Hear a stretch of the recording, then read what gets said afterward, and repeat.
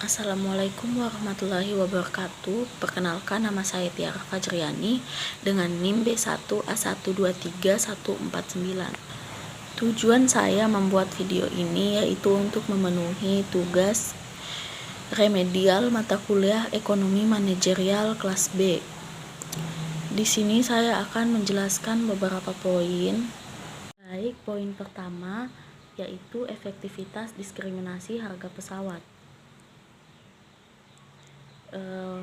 Hal yang wajib dijelaskan di sini ada dua. Yang pertama, memaparkan perbedaan harga tiket. Harga tiket pesawat pada tanggal 20 Juni sebesar 1.628.600, sedangkan harga tiket pesawat pada tanggal 13 Juli sebesar 1.840.400. Sehingga selisih harga antara kedua tiket tersebut ialah sebesar 211.800. Dan hal yang wajib dijelaskan selanjutnya ialah mengevaluasi kebijakan diskriminasi harga berdasarkan syarat diskriminasi.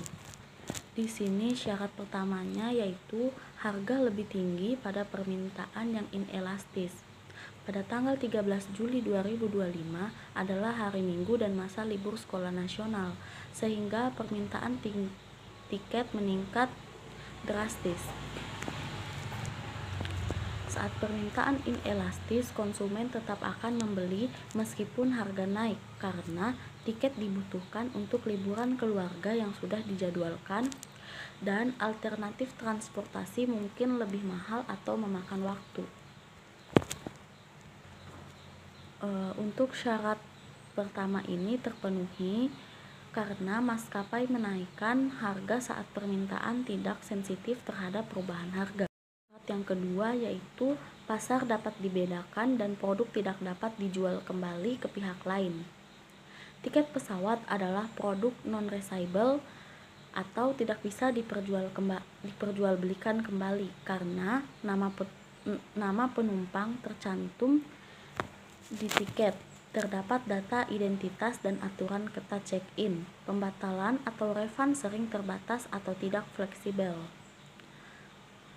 Maskapai dapat memisahkan pasar berdasarkan waktu pemesanan, hari keberangkatan, dan jenis pembeli. Syarat kedua ini juga terpenuhi karena pasar bisa disegmentasi dan konsumen tidak bisa saling menggantikan. Untuk kesimpulan dari hasil evaluasinya yaitu kebijakan diskriminasi harga oleh maskapai penerbangan valid dan efektif karena yang pertama, harga naik saat permintaan tidak elastis. Kedua, pasar dapat dibedakan dan tiket tidak bisa diperjualbelikan kembali. Dan yang ketiga, meningkatkan pendapatan perusahaan tanpa kehilangan banyak konsumen. Dua yang akan saya jelaskan yaitu strategi bersaing, yaitu kemukakan salah satu usaha tempat Anda berbelanja dalam 1 bulan terakhir. Di sini saya berbelanja di Indomaret dalam 1 bulan terakhir, terutama untuk kebutuhan harian. Adapun hal yang wajib dijelaskan untuk poin strategi bersaing, yang pertama yaitu apa saja jenis strategi bersaing yang digunakan. Indomaret menggunakan 2 strategi bersaing. Yang pertama, strategi kepemimpinan harga dan strategi diferensiasi. Strategi kepemimpinan harga dibuktikan dengan promo rutin dan diskon mingguan seperti harga heboh atau tebus murah. Produk privat label merek sendiri seperti Indomaret yang harganya lebih murah dari merek nasional. Lokasi yang tersebar luas menekan ongkos distribusi dan memungkinkan penetapan harga lebih stabil. Sistem kasir dan stok yang efisien sehingga menurunkan biaya operasional. Namun, Indomaret juga menerapkan sedikit diferensiasi melalui layanan tambahan seperti pembayaran tagihan, top up wallet, dan transfer uang, mini cafe, dan Indomaret Point untuk menambah pengalaman belanja yang nyaman. Aplikasi My Indomaret yang memberi loyalty point dan kemudahan belanja online. Hal yang wajib dijelaskan yang kedua yaitu mengenai keketatan persaingan. Indomaret berada di pasar yang sangat kompetitif atau red ocean karena banyak pesaing langsung seperti Alfamart, Alfamidi, dan toko kelontong. Produk yang dijual cenderung homogen sehingga pertarungan harga dan promo sangat kuat. Untuk bersaing, mereka terus berebut lokasi strategis, berinovasi layanan, dan memperkuat loyalitas pelanggan. Jadi kesimpulannya, Indomaret menggunakan strategi kepemimpinan harga sebagai andalan utama ditambah dengan elemen diferensiasi ringan. Mereka beroperasi dalam red ocean strategi di mana persaingan sangat ketat dan harus terus berinovasi untuk mempertahankan pelanggan. Selanjutnya poin yang ketiga yaitu premi risiko. Soalnya jika Anda memiliki kupon hadiah sebesar 140 juta rupiah dengan peluang memperoleh 50/50, namun seseorang menawarkan Anda uang sebesar 80 juta rupiah untuk melepaskannya. Di sini hal yang wajib dijelaskan, yang pertama, jelaskan apakah Anda menerima atau mempertahankan hadiah tersebut. Baik, sebelumnya kita bandingkan nilai harapan terlebih dahulu atau expect value-nya dari hadiah dengan uang yang ditawarkan. Kita hitung nilai harapan dari kupon. Nilai harapan di sini sebesar 50 dikali 140 juta ditambah 50 dikali 0 sama dengan 70 juta. Tapi saya ditawari uang pasti sebesar 80 juta. Jadi 80 juta lebih besar dari 70 juta. Kesimpulannya, secara rasional saya lebih baik menerima uang 80 juta karena nilainya lebih tinggi dari harapan hadiah yang tidak pasti. Selanjutnya, hal yang wajib dijelaskan yang kedua yaitu hitung premi risikonya apakah positif atau negatif. Baik, premi risikonya di sini sama dengan 80 juta dikurang 70 juta sehingga premi risikonya sama dengan 10 juta. Premi risikonya positif, artinya saya butuh uang tambahan sebesar 10 juta supaya rela ambil risiko dari kupon itu. Hal yang wajib dijelaskan selanjutnya yaitu gambarkan kurva premi risikonya. Jika positif, maka kurva akan berbentuk konkev. Sebaliknya, jika premi risikonya negatif, akan berbentuk konveks. Karena premi risikonya ini positif, maka kurvanya berbentuk konkev. Baik, di samping saya telah tertera gambar kurvanya. Kurva ini menunjukkan bahwa individu dengan premi risiko positif akan memilih uang pasti sebesar 80 juta rupiah daripada mengambil risiko dengan nilai harapan yang lebih rendah yaitu 70 juta rupiah. Karena utilitas yang diperoleh dari uang pasti lebih besar daripada utilitas ekspektasi dari loter. Poin keempat yaitu mengenai optimasi. Hal yang wajib dijelaskan di sini ada 3. Yang pertama, substitusikan 3 angka NIM terakhir Y2-nya pada fungsi kendala X1 dan X2 bandingkan hasilnya apakah sama dengan hasil X1 dan X2.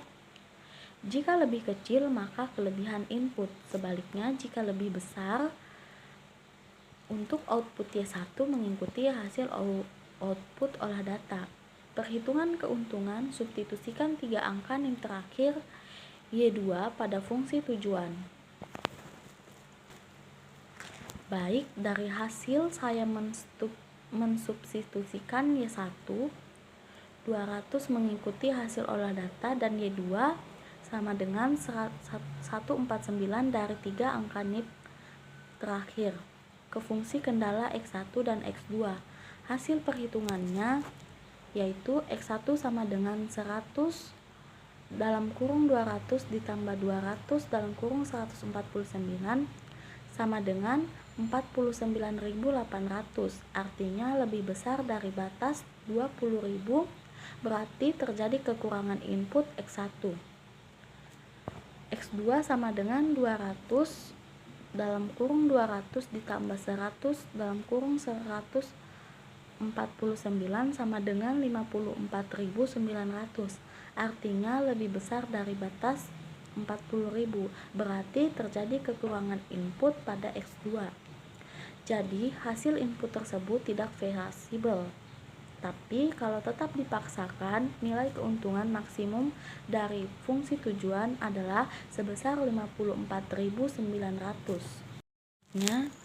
Hal yang wajib dijelaskan yang kedua yaitu substitusikan 3 angka NIM terakhir pada fungsi kendala X1 dan X2. Bandingkan hasilnya apakah sama dengan hasil X1 dan X2. Jika lebih kecil, maka kelebihan input. Sebaliknya, jika lebih besar, untuk output Y1 mengikuti hasil output olah data. Perhitungan keuntungan, substitusikan 3 angka NIM terakhir pada Y1 pada fungsi tujuan. Nah, baik dari hasil yang telah saya substitusikan mengenai Y1 sama dengan 149, 3 angka dari NIM terakhir saya, dan Y2 sama dengan 0 ke fungsi kendala. Hasilnya X1 sama dengan 100 dalam kurung 149 ditambah 200 dalam kurung 0 sama dengan 14.900. Artinya lebih kecil dari batas 20.000, berarti ada kelebihan input di X1. X2 sama dengan 200 dalam kurung 149 ditambah 100 dalam kurung 0 sama dengan 29.800.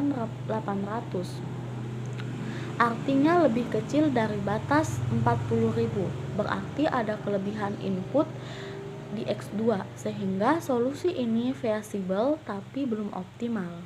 Nilai keuntungannya hanya sebesar 29.800, lebih rendah dari hasil olah data sebelumnya yaitu 40.000.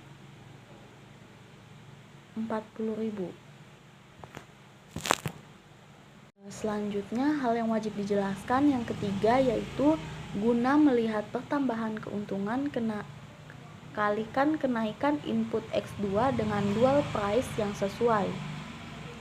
Nah, karena hasil olah data menunjukkan dual price atau harga bayangan untuk kendala X2 adalah 1, maka jika input X2 dinaikkan 1 unit, keuntungan akan naik satu satuan. Misalnya X2 dinaikkan 500 unit, maka keuntungan bertambah sebesar 500. Mungkin cukup itu saja yang dapat saya jelaskan.